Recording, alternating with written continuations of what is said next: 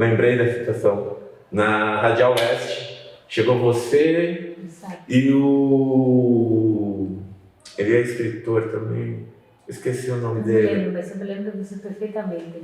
E eu tava... Porque a minha missão era o quê? Era sempre ajudar a não ter a situação.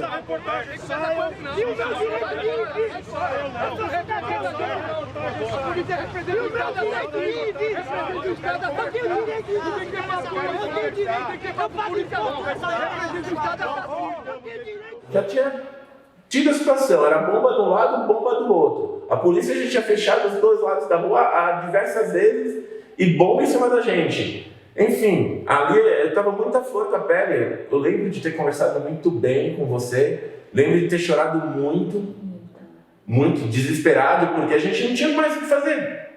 A gente sabia que podia até morrer naquele momento. Era um sentimento. Esse dia foi o recorde de atendimentos do GAP. A gente atendeu 37 vítimas graves de problema em um dia só. Eu usei todo o material que eu tinha, todas as gases, que eu não tinha, eu passava para um, o outro me passava, a gente foi dando. E foi nesse dia que a minha voluntária teve o braço quebrado num confronto com o próprio Foi no poço.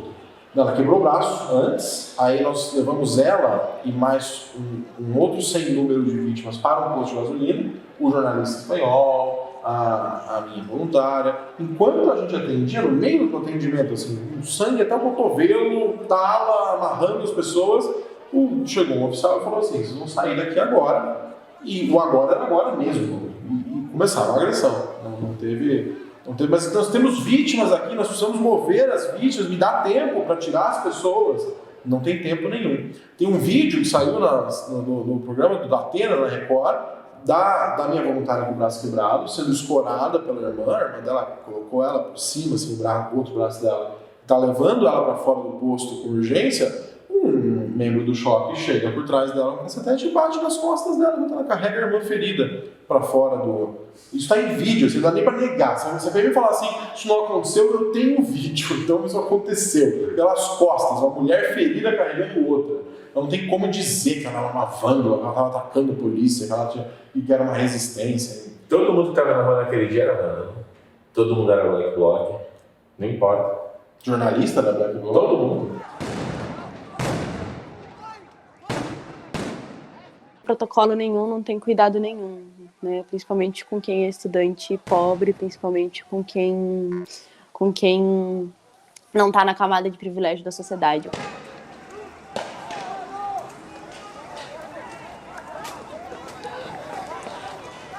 Então foi um processo dolorido nesse sentido, da gente ver colegas nossos, de ver companheiros nossos que estavam lá batalhando, protestando, né, uma coisa que deveria ser normal e deveria ser até aplaudido numa democracia.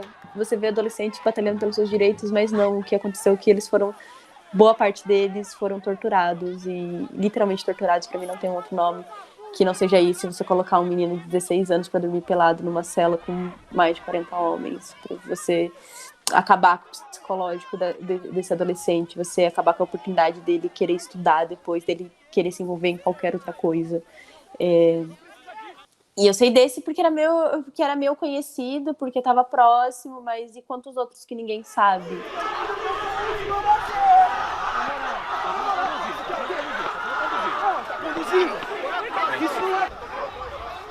Um processo que às vezes a gente até se força a esquecer, porque lembrar é inacreditável, né, o que aconteceu em 2016, assim, é inacreditável a força dos estudantes, mas é completamente absurdo e revoltante como que a força do Estado se reagiu, né, nesse sentido, que eles fizeram em contrapartida. E isso continua depois, né, e para uns mais e para outros menos, às vezes a gente vê, às vezes não, mas está aí.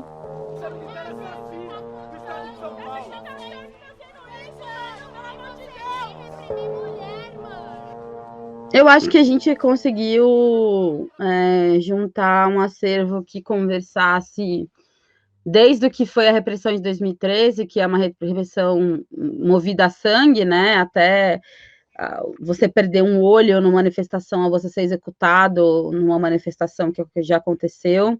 Então, a gente tem registros disso. A gente tem registros, né, de policial sem identificação, com a farda sem nome. A gente tem registro, vídeos, mas eu vou te dizer que essa não é uma... E a gente coloca isso tudo à disposição. Mas esse não é um assunto muito confortável, porque, na verdade, mais importante que o registro é o que a gente faz com ele. Uma das táticas é difundir esse conteúdo, né? Então, ou seja, a gente postar quando alguém está sendo torturado pela polícia, espancado pela polícia, quando as mulheres são arrastadas pelo chão.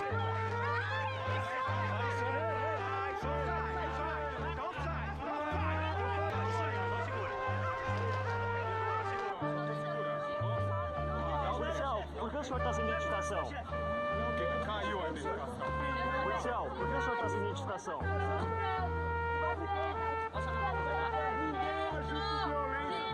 Solta nós, por favor. Policial, por que o senhor está sem identificação?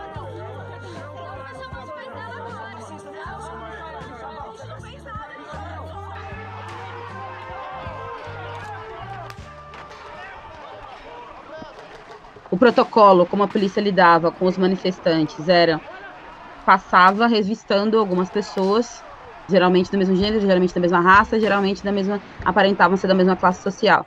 Então, eles tinham, essa revista já era dentro do profiling, dentro da nossa visão. A ideia ali era que garantir, né, da forma como eles falavam, garantir que essa manifestação ia ser pacífica, e por isso eles revistavam para ver se tinha algum tipo de armamento, bombas, etc., alguma coisa que fosse incitar violência. Então, dentro dessas revistas, um policial disse ter encontrado numa mochila fogos de artifício, que naquela época era também muito usado como armamento, né, contra a polícia, e mesmo quando não era contra a polícia, para avisar outras partes da manifestação que estava acontecendo, e aí atrelou essa mochila com fogos de artifício a um rapaz chamado Bruno, que é um rapaz negro do Rio de Janeiro. No Rio de Janeiro isso aconteceu. E aí ele foi detido na hora e foi levado para a delegacia. Pode falar. Eu queria pedir para vocês aí ajudarem a encontrar o vídeo onde eu corri da polícia, eles me prenderam e disseram que eu estava com uma garrafa de molotov, e eu não estava. A gente estava perto dele, e a gente foi revisar as fotos que a gente tinha, e a gente viu que nenhuma das fotos que a gente tirou do Bruno ao longo da manifestação, ele tinha mochila. E a gente resolveu fazer um chamado, então, nas nossas redes sociais, falando, se você tem conteúdo gravado, tirado foto, vídeo, ao vivo, recortes, onde ele não tem, ou ele tem uma mochila, manda pra gente. E recebeu em 24 horas, assim, terabytes de informação. A gente juntou isso, entregou a Comissão de Direitos Humanos da Câmara, da Assembleia, da Câmara do Rio de Janeiro, e aí com isso eles conseguiram comprovar que ele não era culpado, ele foi liberado em cerca de uma semana, se não me engano bem.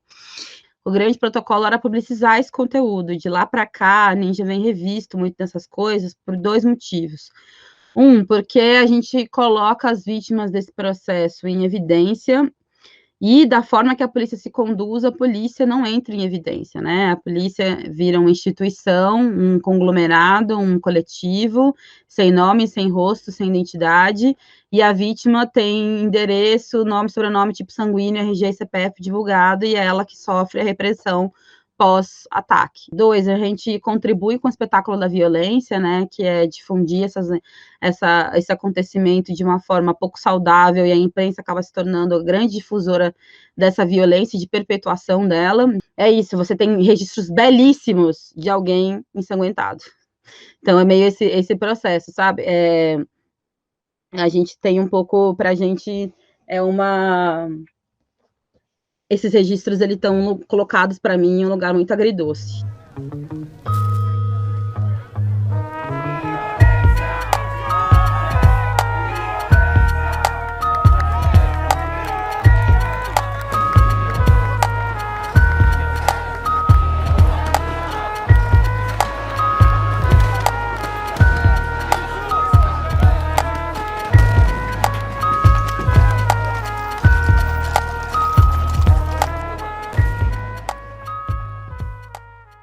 O que eu vejo, aí eu vou dar uma opinião histórica, né? Eu completo agora em janeiro desse ano 40 anos em que eu ingressei na Polícia Militar. Eu ingressei em 1981.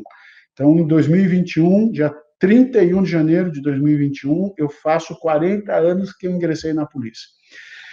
E o que mudou é que em 1998, no comando do coronel Carlos Alberto Camargo, nós trouxemos uma comissão de policiais da Europa que formataram algumas mudanças operacionais e procedimentais importantes aqui dentro. E onde é a origem dessa mudança? Todo esse projeto da PM para reduzir a criminalidade se baseia na interação entre a polícia e a comunidade. Mas para que isso aconteça, é preciso que as pessoas confiem na polícia, saibam que a polícia está realmente do lado delas. Só que essa é a parte mais difícil do plano, principalmente depois do que aconteceu aqui na favela de Diadema. Abuso, violência e covardia. Soldados da PM de São Paulo transformam batidas na periferia em sessões de terror. Humilhação, agressões, extorsão. Foi o evento da favela naval e o evento de Corumbiara, lá no Pará, em que morreram trabalhadores rurais. O Jornal Nacional adverte que as imagens são fortes, mas tem o dever de denunciar. Esses dois fatos, Corumbiara e esse evento do Pará, e também poderia colocar no bolo, né, a Candelária lá no Rio de Janeiro, em que aqueles menores foram mortos, aquelas crianças, numa igreja, numa madrugada. Isso marcou aqui em São Paulo, em que pese tenha ocorrido fora, marcou em São Paulo o início de uma mudança de comportamento, inclusive procedimental e inclusive regulamentar. À tarde, a população cercou o ônibus que levava os policiais para depor na delegacia de Diadema.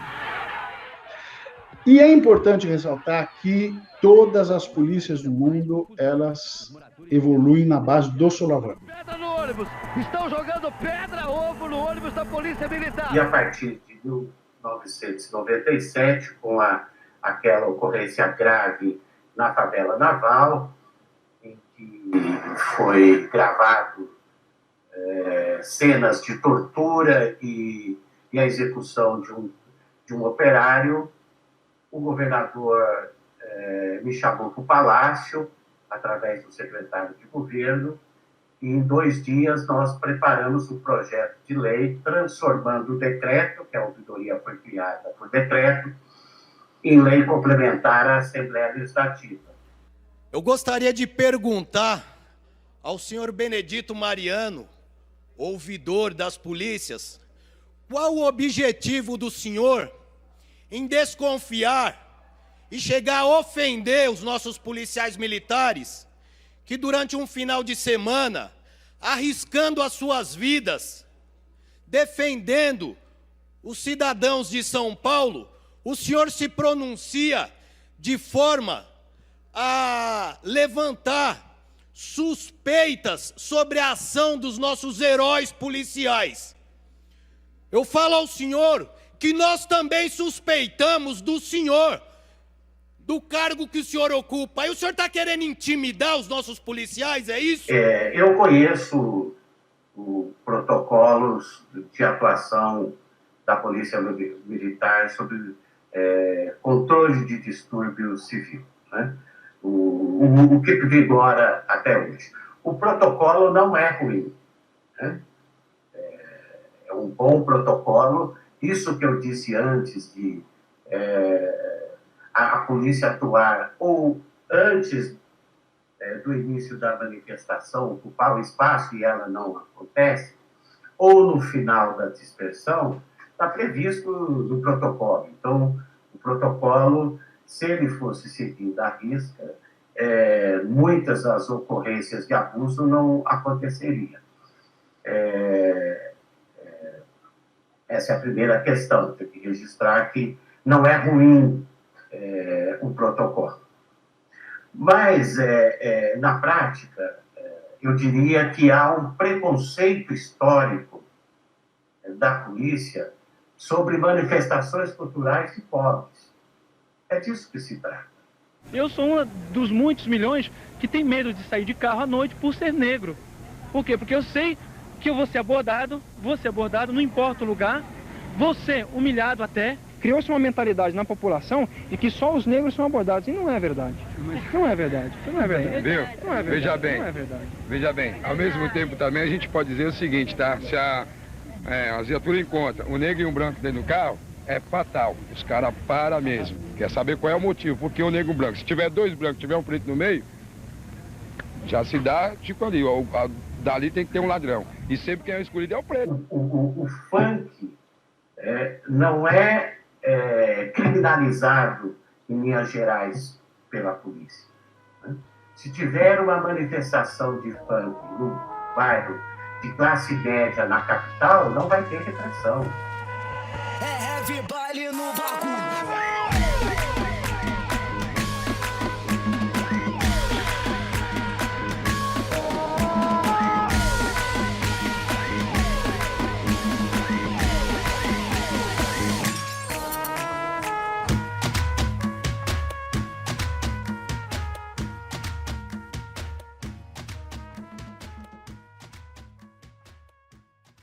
Eu me formei em 84. Eu tive aula sobre doutrina de segurança nacional. Eu não tive aula sobre segurança pública. As aulas que nós tínhamos para falar sobre o que acontecia no Brasil naquela época, Terceira Internacional, Quarta Internacional, PCB, como inimigos que tinham que ser combatidos. O viés que era apresentado era esse. Essa é uma doutrinação clássica. Hoje eu vejo a fala do senhor presidente da República, parece que eu voltei em 82, eu estou sentado numa sala de aula e ele é meu instrutor. A fala do presidente da República hoje é a fala de um capitão do exército que viveu na ditadura. Muitas das coisas que esse senhor fala é como se eu abrisse um portal no tempo e eu voltasse atrás e eu estivesse numa sala de reuniões, num quartel, com o comandante falando comigo. Ou seja, nós mudamos e não mudamos nada. Nada. Em termos de segurança pública, nada. Né? Isso foi um erro crasso. Eu me formei em 84, 85 eu fui para a rua trabalhar e 88 a nova Constituição.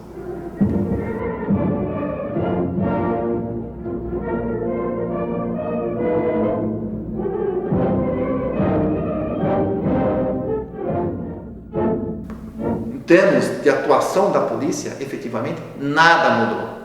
Em termos da atuação dos governos estabelecidos que poderiam controlar a polícia, nada mudou, de fato.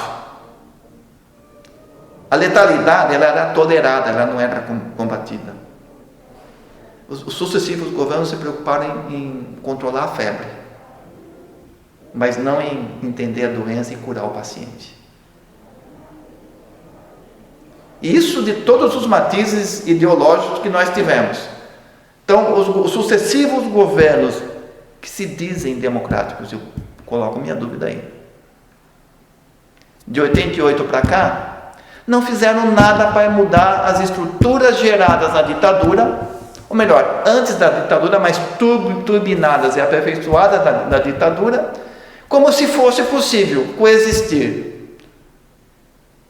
as duas coisas criadas em momentos históricos distintos que carregavam valores diferentes, como se isso pudesse existir, porque a sociedade ia conseguir dar cabo disso. Nós tivemos uma democracia fake, nós não rompemos com o passado. Hoje, esse decreto-lei 667 de 69, que cita o AI-5 de maneira expressa como fundamento, ele está válido até hoje. Eu explico que Estado democrático de direito é esse que nós vivemos, que permite que um documento que fala expressamente do AI-5 está vivendo até hoje. Está válido até hoje, produzindo efeitos.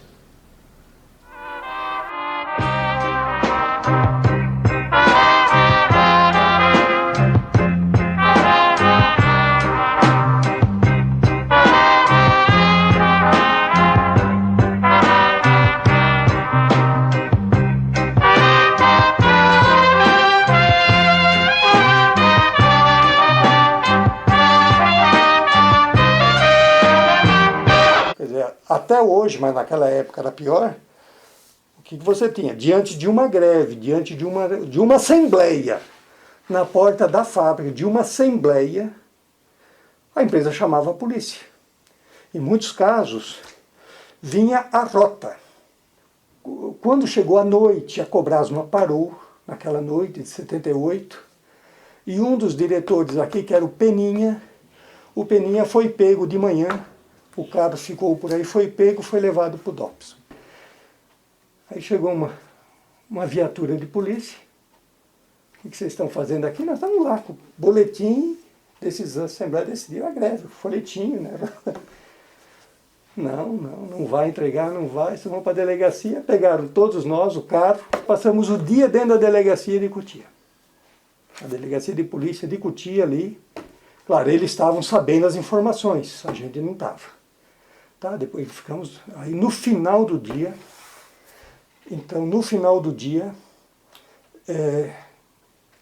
nós saímos de lá para ir para o DOPS e depois ia fazer um registro no DOPS. No caminho, isso foi no final do dia, né? No caminho aí para mim foi muito interessante esse fato, porque no caminho o carro abasteceu na empresa que eu trabalhava, o carro da polícia. Eu trabalhava na Fundição Moon, que tinha bomba de gasolina lá. Eles abasteceram a viatura lá. A mesma milícia que hoje é caracterizada mais fortemente no Rio de Janeiro, nós experimentávamos no bairro. A minha casa foi assaltada às 7 horas da manhã, num domingo, com 2 homens armados. Foi assaltada uma segunda-feira às 9 horas da manhã. Foi assaltada ao meio-dia por um grupo de jovens armados. Foi assaltado às 11 horas da noite, quando meu marido chegou de uma reunião. Os caras falaram assim: não se assuste, eu sou policial. Aí meu marido falou: agora que eu morro, né? A tal ponto que era tão terrível, a repressão tão terrível, que a gente já estava ficando com uma neurose tremenda, porque a 20 quilômetros ali em Santo Amaro para chegar em casa, a gente vivia numa tensão, não sabia o quê. Então ligava: olha, estou chegando, mesmo assim, porque o vizinho do lado, o Jorge, já tinha sido morto, ele era motorista de ônibus. Ele chegando à noite, foi morto na hora de descer. O Santo morava do outro lado da casa, também foi morto. Então, a gente teve que escolher também de sair do bairro. E essa foi a grande angústia da gente. Como é que a gente sai e o resto fica? Né? Mas eu era avisada, o Aurélio Pérez era avisado, nós éramos a liderança. O Santo era líder, foi eliminado. Eu vi, e também muito jovem ainda, mas aquela greve dos bancários em São Paulo. Então a gente foi lá para São Paulo para ajudar, e a gente viu a cavalaria, aquela situação toda. A gente via o pessoal jogando bolinha de gude, rolha, os cavalos caindo, mas a gente viu também muita gente apanhando. Não sei se teve gente que morreu ali, mas gente que foi pisoteada por cavalo, a gente viu muito sangue ali, isso me marcou bastante, né? Mas esse medo nunca me deixou enfrentar, né? A gente sempre importa de fábrica, em várias situações a gente teve que fazer esse enfrentamento com a polícia. E em vários momentos a polícia passava, parava a gente, né?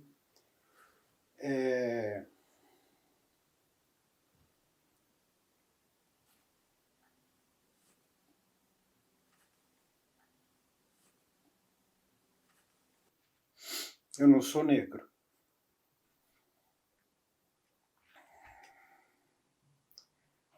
Mas vários amigos, nessa repressão policial e vários trabalhadores que eram negros, eles eram parados constantemente, né? E agredidos.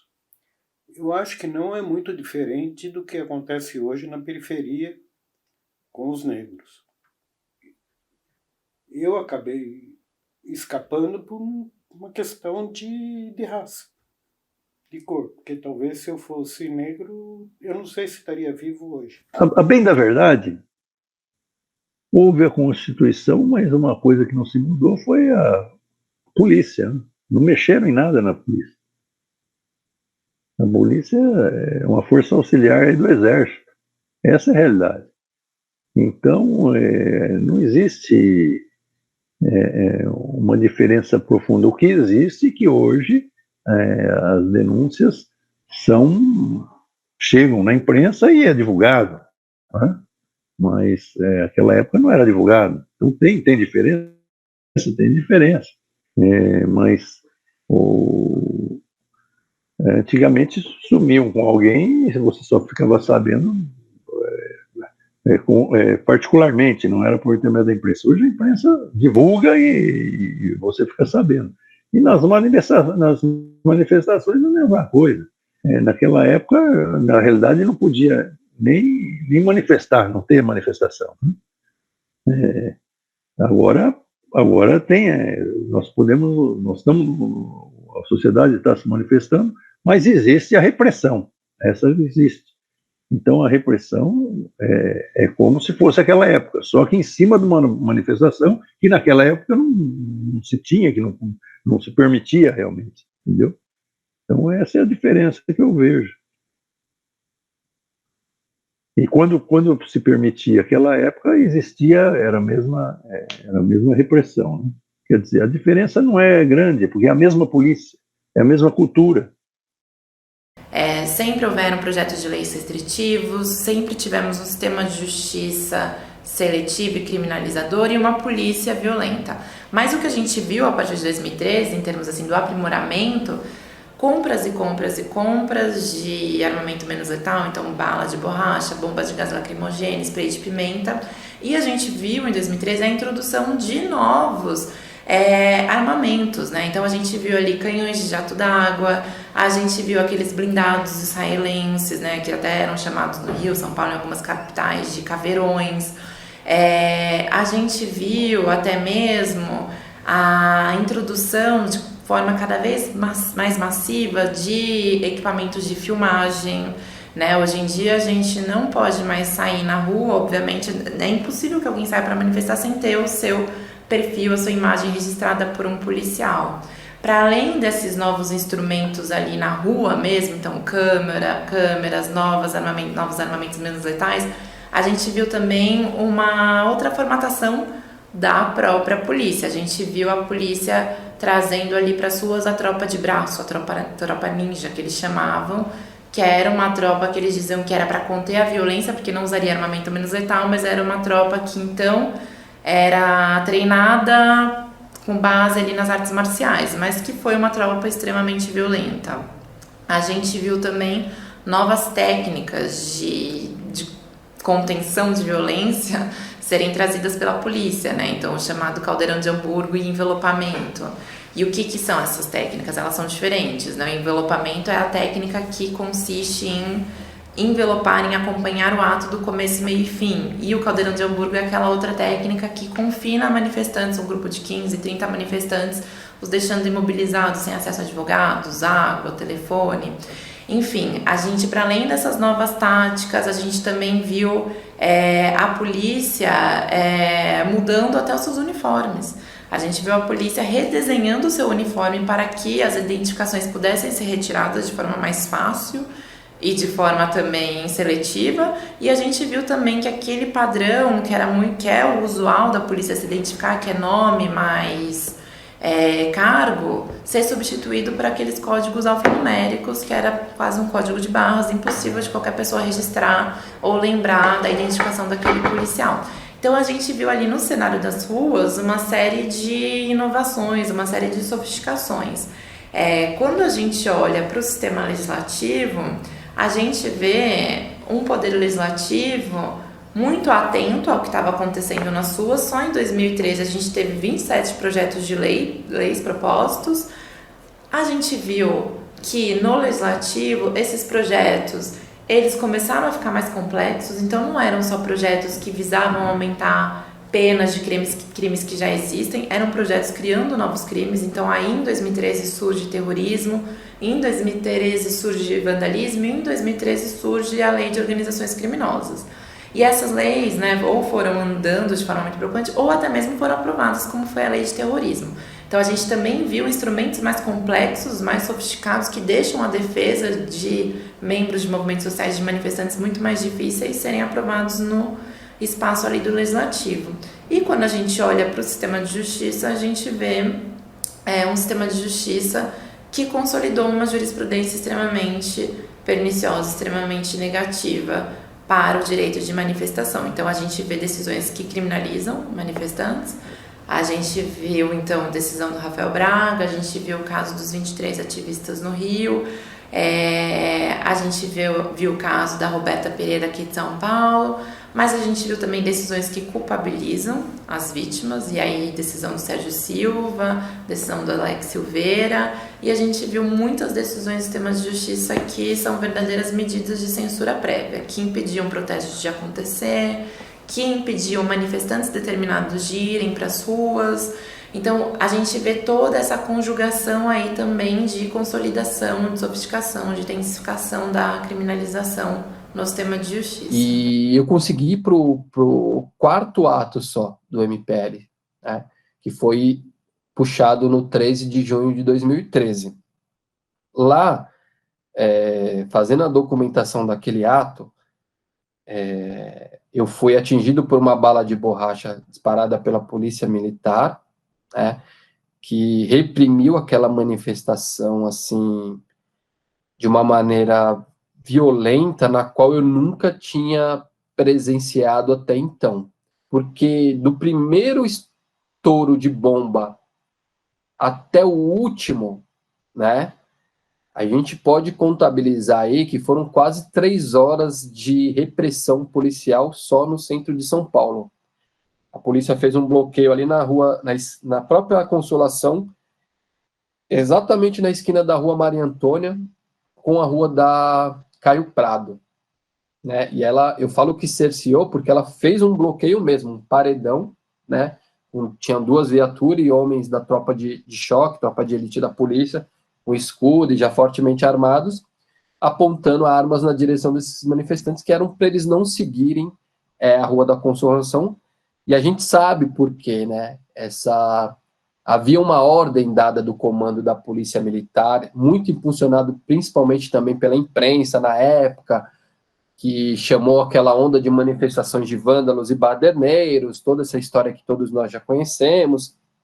Então a polícia foi muito convicta para coibir aquela manifestação, já com essa tropa perfilada, proibindo que aquela manifestação subisse a Rua da Consolação, né? Ao perceber isso, eu prontamente me desloquei, né,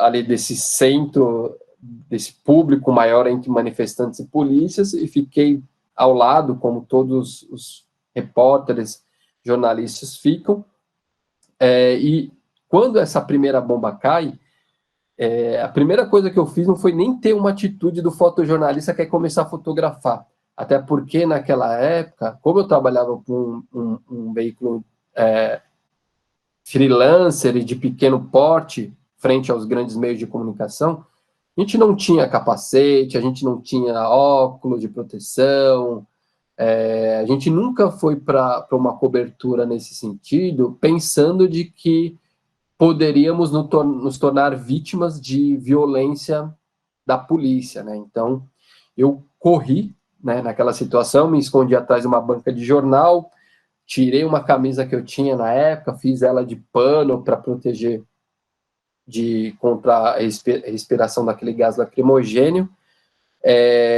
mas o gás, a quantidade de bombas que foi disparada naquele seleto grupo, digamos assim, que era um grupo talvez de umas 1.000, 2.000 pessoas no máximo que participavam daquele ato, eram tão grande assim, a quantidade de bombas que eu precisei sair de trás daquela banca de jornal porque eu já estava sentindo os efeitos colaterais do gás lacrimogênio, né?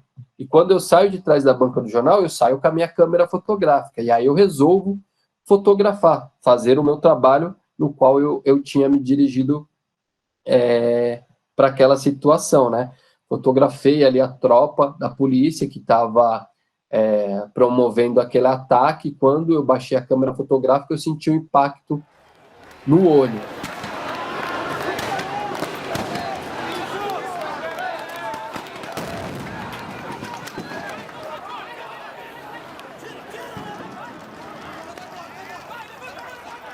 Olhando assim de longe, tem pessoas que dizem que nem aparece que eu perdi o olho, mas eu utilizo uma prótese e uma lente esclerose, que é essa que imita o olho.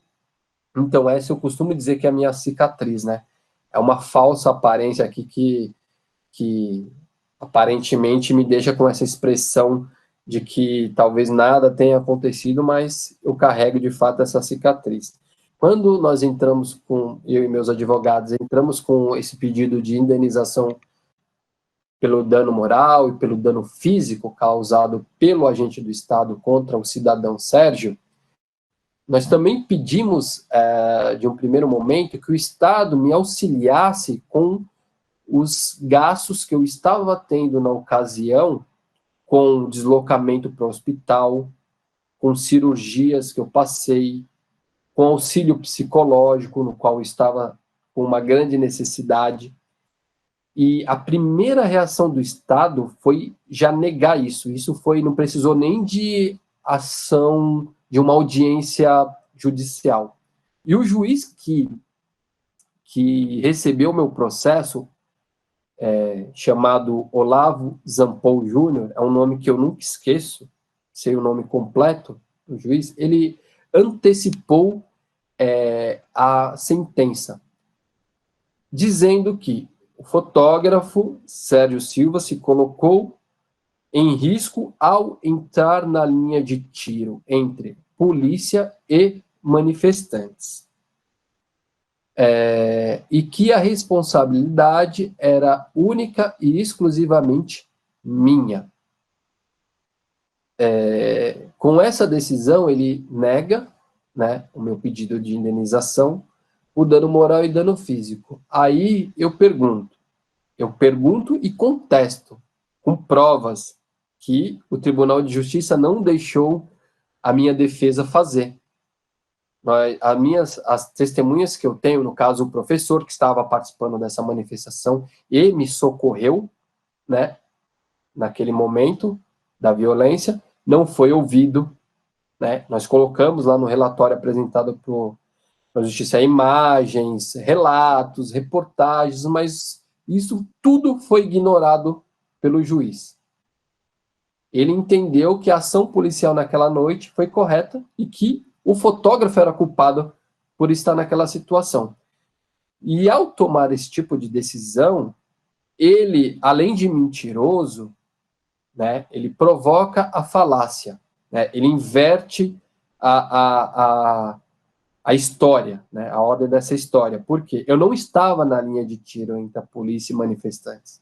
Eu estava atrás de uma banca de jornal que tem ali na esquina da rua Caio Prado, bem na esquina da Consolação. Quem conhece São Paulo e aquela região sabe dessa banca, da existência dela. Ela fica em frente a um posto de gasolina. E quando eu saí e fotografei a tropa, eu estava nessa lateral. Ou seja, a linha de tiro da polícia naquela noite era uma metralhadora giratória, em 360 graus.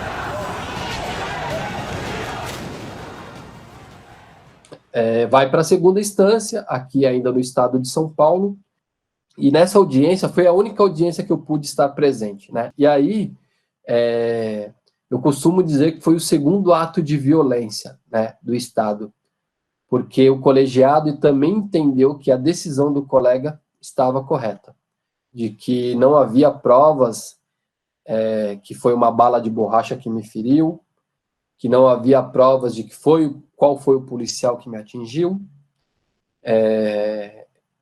e que a decisão do colega deles ali tinha embasamento jurídico, né?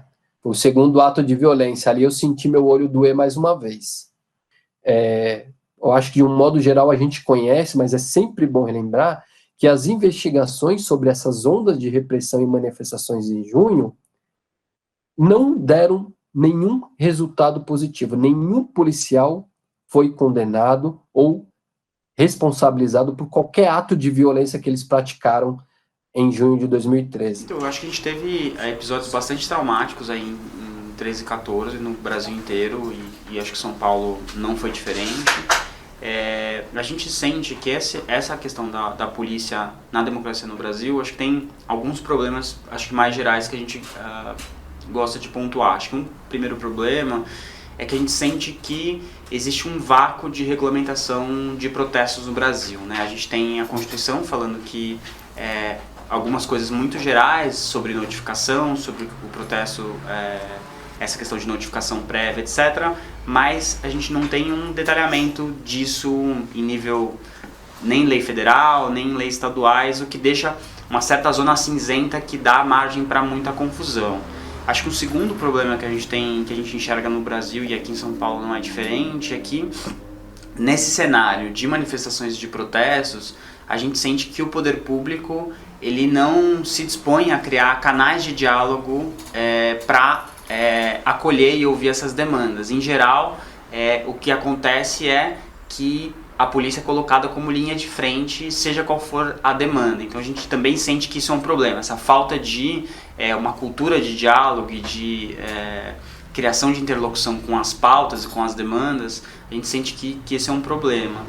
E acho que um terceiro problema é que eu acho que a polícia não estava preparado para o tamanho das manifestações que emergiram em 2013 e 2014. Acho que isso seria um problema para várias polícias do mundo em termos de volume, e o fato do Brasil acho que não está bem, não estou falando nem só de treinamento do policial para fazer a gestão de protestos, estou falando também da questão de como é visto o olhar para o planejamento, de como é visto essa questão de conciliação de direitos, que é algo que é central e crucial para os protestos. Então, infelizmente, a gente viu uma série de violações da Polícia Militar, não só na questão de violência mesmo, mas na questão de cerceamento de direito de manifestação.